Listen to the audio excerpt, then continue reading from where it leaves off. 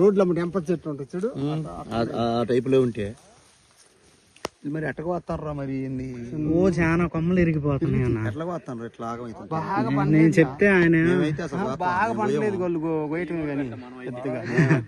ఇటు చూడన్న ఒకసారి కాపు చూడండి. 5 గంటలు ఆగమైపోయిన తాలుగాలైనా కానీ కాయ లేదు, తోటకి ఇబ్బంది లేదు. అంత చూడు ఇప్పుడు కొయ్యకూడదు దీన్ని.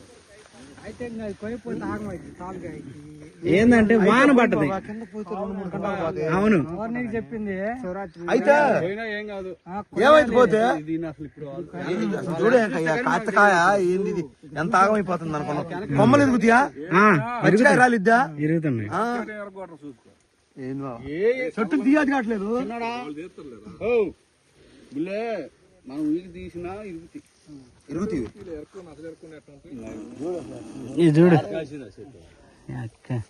ఇగో ఒక్క చెట్టేగా. చెట్టు అంతే ఉంది. చెట్లు లేవు. పాయ చేసింది కదా చూడాల్సింది, పాయ లోన్ చూడాలి మనం ఎప్పుడైనా. పాయ చేసింది ఏంటంటే లోపలే ఈ సార్లు చూడకూడదు మనం. చోట బాగానే కాసింది. సూపర్ బాగా కాదు. పైన కింద చూడు 40 గంటలు 35 పైన కాదులే కానీ 40 గంటలు అయితే గ్యారెంటీ అయితే 40 అయితే ఈ క్వాలిటీ 40 గంటలు 40 గంటలు అయితే ఈ 40 కాకపోతే ఆయన కొంచెం బండిని వాళ్ళు తోట ఆగం చేస్తారు మరింత బండలేదుగా, వీళ్ళు ఎందుకు పోయిస్తారు అర్థం కాల. నేను పాయ తీసినాలే అనుకో మాకు. చూడాలి ఇంతకు వచ్చింది ఒక్కరు ఒక్కరు ఇరిగినా బాధలేదు. నువ్వు చేసేది కాపించుకున్నా తప్పదు. మనం వచ్చినా బాగుంటే చూడాలి. 4 చెట్లు 3 చెట్లు కొద్దిగా ఆగాలి మీరు. 2 రోజులు ఆగాలంటారు. 20 రోజులు అంటే ఇది ఆగస్టు లాస్ట్ లో నాటామండి. ఆగస్టు 27 తారీఖు నాటాం.